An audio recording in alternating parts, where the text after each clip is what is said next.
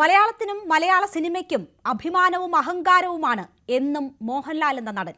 4.5 പതിറ്റാണ്ടിലധികം നീണ്ട സിനിമാ സബരിയയിലൂടെ ഓരോ മലയാളിയുടെയും ഇടനെഞ്ചിൽ തന്റേതായ ഇടം നേടിയ നടൻ. തിരനോട്ടത്തിലൂടെ വെള്ളിത്തിരയിലെത്തി പിന്നീട് ഒരിക്കലും തിരിഞ്ഞു നോക്കേണ്ടി വരാത്ത ജൈത്രയാത്ര. 7 സംസ്ഥാന പുരസ്കാരം, 2 തവണ മികച്ച നടന്റേതുൾപ്പെടെ 5 ദേശീയ പുരസ്കാരം, പത്മവിഭൂഷണും പത്മശ്രീയും ലഫ്റ്റനന്റ് കേണൽ പദവിയും. അരനൂറ്റാണ്ടിനടുത്തേക്ക് കരിയർ എത്തുമ്പോൾ രാജ്യത്തെ പരമോന്നത ചലച്ചിത്ര ബഹുമതിയായ ദാദാസാഹേബ് ഫാൽക്കെ പുരസ്കാരവും മോഹൻലാലിനെ തേടി എത്തുന്നു. കേരളത്തിന്റെ മണ്ണിൽ നിന്നും ഇന്ത്യയുടെ എമ്പുരാനിലേക്ക് മോഹൻലാൽ എത്തുമ്പോൾ തലയുയർത്തി നിൽക്കുന്നത് ഓരോ മലയാളിയും കൂടിയാണ്. ഈ നിമിഷം നമ്മൾ ആ സന്തോഷം പങ്കുവെക്കുകയാണ്. ഇനിയുള്ള അരമണിക്കൂറിൽ നമുക്കൊപ്പം അതിഥികളും ചേരും. ശ്രീ മോഹൻലാലിനെയും നമ്മൾ പ്രതീക്ഷിക്കുകയാണ് ഈ അവസരത്തിൽ.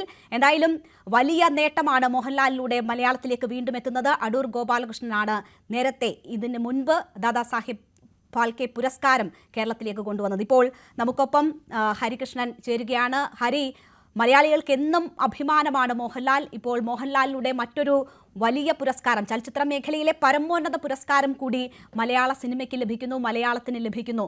സന്തോഷം പങ്കിടുകയാണ് മോഹൻലാൽ ആരാധകർ, ഓരോ മലയാളി.